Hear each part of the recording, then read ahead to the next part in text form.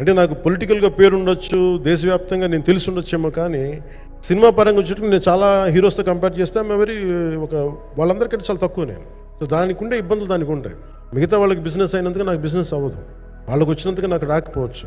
ఎందుకంటే నా దృష్టి, నా కాంపిటేటివ్నెస్ ఎప్పుడు నేను సినిమాల మీద పెట్టలేదు. నేను ఇప్పుడు సొసైటీ పొలిటికల్ ప్రాసెస్ పెట్టాను, కానీ ఎప్పుడు సినిమా మీద నేను ఎంత ఉండాలనేది నేను ఎప్పుడు పెట్టలేదు. నేను ఎప్పుడు చాలాసార్లు మన నాగేంద్ర కానీ మిగతా మన సూపర్ హిట్ మన కీర్తిశేషులు బిఆర్ రాజు గారు చనిపోయారు, ఆయనకి ఇంటర్వ్యూస్లో కూడా ఉంటుంది. ఈ చిత్ర పరిశ్రమ చాలామంది హీరోస్ ఉంటారు, వాళ్ళలో నేను వన్ ఆఫ్ ది హీరో అంతే. అందరూ ఎంత బిజీగా ఉన్నారని కొన్ని రాత్రుల నుంచి నేను నిద్రలేదు. మన మనోజ్ పరమహంస గారికి కానీ, రత్నం గారికి కానీ, జ్యోతి గారికి కానీ, పాపం ఈ సినిమా ప్రమోషన్ సింగిల్ హ్యాండెడ్గా పాపం నిధి అగర్వాల్ భుజాల మీద వేసుకొని నాకే బాధ అనిపించింది.